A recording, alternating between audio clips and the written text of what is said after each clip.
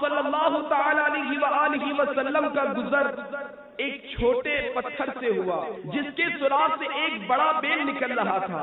پھر وہ بیل اس سوراخ میں داخل ہونا چاہتا لیکن داخل نہ ہو سکتا. آپ علیہ الصلوۃ والسلام نے پوچھا یہ کون ہے؟ حضرت سیدنا جبرائیل امین علیہ السلام نے عرض کی یہ آپ کا وہ امتی ہے جو چھوٹا منہ بڑی بات کا مصداق تھا، یعنی ایسی بات کرتا جو اس کے لائق نہ ہوتی تھی، پھر اس پر پچھتاتا کہ کاش یہ بات نہ کہتا اور اب اسے لوٹانا چاہتا ہے لیکن منہ سے نکلی ہوئی بات کیسے واپس ہو. میٹھے میٹھے اسلامی بھائیوں، بیان کردہ عبرتناک حدیث پاک کا تقاضا ہے کہ ہم اپنی زبان کی حفاظت کر لیں اور قفل مدینہ لگانے والے بن جائیں. ہر وہ گفتگو جس میں اللہ جل مجدہ اور اس کے رسول مقبول صلی اللہ تعالی علیہ وآلہ وسلم کی ناراضی پوشیدہ ہو، اس سے بچنے کی کوشش کریں. کاش ایسا بھی ہو جائے کہ ہم سب ہر طرح کی فضول گفتگو سے اجتناب برتنے والے، بلکہ جب فحش و فضول گفتگو پر نفس ابھارے تو اس حدیث پاک کے عامل بن جائے. من کان یؤمن باللہ والیوم الآخر فلیقل خیرا او لیصمت. جو اللہ عز و جل اور روز حشر پر ایمان رکھتا ہے اسے چاہیے کہ اچھی بات کہے یا خاموش رہے. لہذا زبان کی حفاظت کرتے ہوئے بندہ اپنی دنیا و آخرت سنوارنے کی کوشش کرے، کیونکہ بہت ساری آفات کا تعلق بھی زبان کے غلط استعمال سے ہے.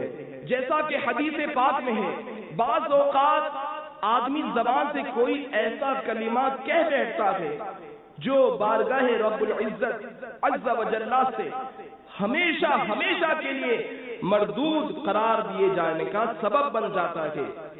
جیسا کہ بندہ کبھی بے سوچے سمجھے اللہ تعالیٰ کی ناراضی کی بات کہہ دیتا ہے جس سے جہنم میں گر جاتا ہے. اس حدیث پاک پر غور کرنے والا اور اسے ہر دم پیش نظر رکھنے والا پہلے تولو پھر بولو کے اصول پر ضرور کاربند ہوگا.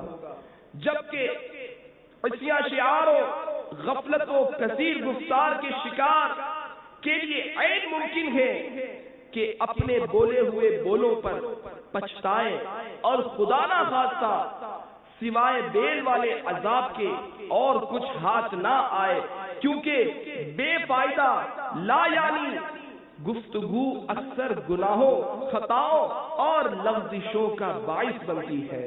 جیسا کہ فقیہ امت حضرت سیدنا عبداللہ بن مسعود رضی اللہ تعالی عنہ سے روایت ہے کہ محبوب رب ذوالجلال صاحب جود و نوال صلی اللہ تعالی علیہ وآلہ وسلم نے ارشاد فرمایا اکثر خطایا ابن آدم فی لسانہ. آدمی کی اکثر خطائیں زبان سے سرزد ہوتی ہیں. بے وقوف اور نادان شخص کی ایک پہچان یہ بھی ہے کہ وہ پہلے بولتا اور پھر سوچتا ہے، لیکن اس وقت تیر کمان سے نکل چکا ہوتا ہے.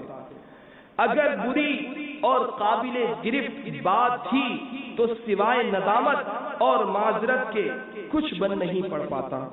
حضرت سیدنا امام محمد بن محمد غزالی علی رحمت اللہ الوالی فرماتے ہیں منافق کی زبان دل کے آگے ہوتی ہے، بے سوچے سمجھے جو دل میں آتا ہے کہہ دیتا ہے.